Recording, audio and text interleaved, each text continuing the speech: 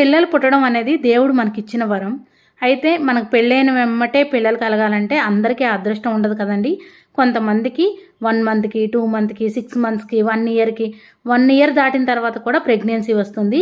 ఒక్కొక్కళ్ళకి ఒక్కోలా ఉంటుంది కదండీ. కొంతమందికి త్వరగా అందుతుంది, కొంతమందికి లేటుగా కూడా పుడతారు పిల్లలు. అంత మాత్రాన పిల్లలు ఇంకా పుట్టలేదని చాలామంది అడుగుతూ ఉంటారు. అలా అడిగినప్పుడు పాపం వాళ్ళు ఎంత ఫీల్ అవుతారో ఒకసారి ఆలోచించుకోండి. అలా అడగడం ఎంతవరకు కరెక్టో అలా అందరూ అడిగి ఇబ్బంది పెట్టరండి. కొంతమంది మాత్రం ఖచ్చితంగా అడుగుతూ ఉంటారు. ఇంకా మీకు సంవత్సరం అయిపోయింది, ఇంకా పిల్లలు సంతానం అందలేదా అని అడుగుతూ ఉంటారు. అడిగేవాళ్ళు మంచి మనసుతోనే అడుగుతారండి. కానీ అడిగే విధానంలో కూడా ఉంటుంది. అమ్మ ఇంకా పిల్లలు అందలేదా లేదు అని అడిగితే అదొక రకంగా ఉంటుంది. అంతేగాని మీకు ఇంకా పిల్లలు ఎప్పుడు పుడతారు, ఇంకా ఏమైనా ప్రాబ్లం ఉందా, హాస్పిటల్లో చూపించుకోండి, అది ఇదని గట్టిగా అంటూ ఉంటారు. అలా అన్నప్పుడు మాత్రం చాలా బాధ అనిపిస్తుందండి.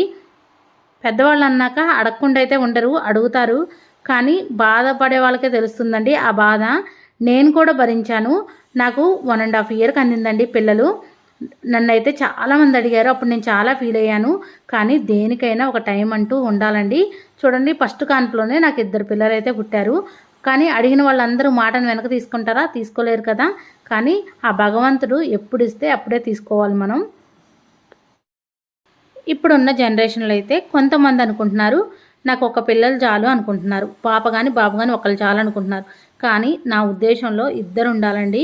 ఒకరికొకళ్ళు తోడు. అన్నయ్య కానీ చెల్లి కానీ, లేదా అక్క కానీ తమ్ముడు కానీ, లేదా 2 అబ్బాయిలు కానీ 2 అమ్మాయిలు కానీ ఎవరైనా పర్లేదండి. కానీ ఒకరికొకళ్ళు ఏదైనా కష్టం వచ్చినప్పుడు ఒకరికొకళ్ళు పంచుకోవడానికి, ఆనందం వచ్చినా ఒకరికొకళ్ళు ఆనందాన్ని పంచుకోవడానికి ఒకరికంటూ ఒకళ్ళు తోడు ఉండాలి. అది నిజమే కదా.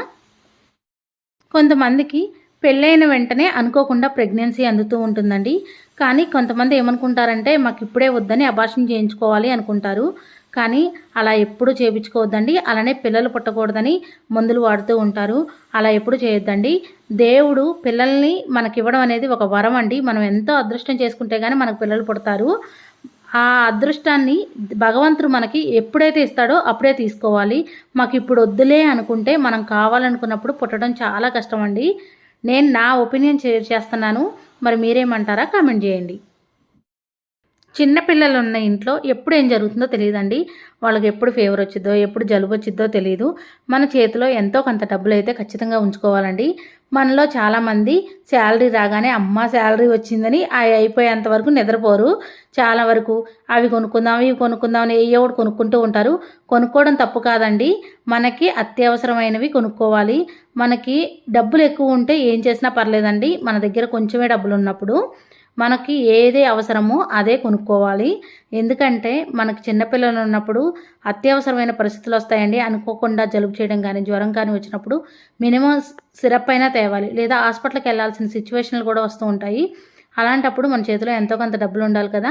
అందుకే మనకు వచ్చిన డబ్బులన్నీ మనం వాడేసుకున్నాం అనుకోండి, అలాంటి సిచ్యువేషన్లో చాలా ఇబ్బందులు పడతాం. నిజమే కదా. ఇంట్లో ఉన్న ఆడవాళ్ళు ఎప్పుడూ కూడా రెడీ అయి ఉండాలంటే కష్టం కదా. ఎందుకంటే మనం ఉదయం లేచిన దగ్గర నుంచి సాయంత్రం వరకు ఏదో ఒక పనులు చేస్తూనే ఉంటాం. మ్యాక్సిమం పని అయిపోయిన తర్వాత అందరూ స్నానం చేసి రెడీ అవుతూ ఉంటారు. కానీ పని చాలా ఎక్కువగా ఉందనుకోండి, జిడ్డు మొహంతోనే ఉంటారు. అయితే కొంతమంది మగవాళ్ళు మా భార్య అందంగా ఉండాలని కోరుకుంటారు. అలా కోరుకోవడం తప్పు కాదండి. కానీ అన్ని పనులు చేసుకుంటూ అందంగా ఉండాలంటే చాలా కష్టం కదా. నేను వెళ్ళకపోయింటే ఆ అమ్మాయి జీవితమే నాశనం అయిపోయేది. నల్ల కోటు వేసుకున్న తెల్లని మనసు గీతా ఎల్ఎల్బి త్వరలో మీ స్టార్మాలో. చెయ్యి జారిన బంధం, నోరు జారిన మాట ఎప్పటికీ తిరిగి రాదు. అందుకే మాట్లాడే ముందు బాగా ఆలోచించుకొని మాట్లాడు.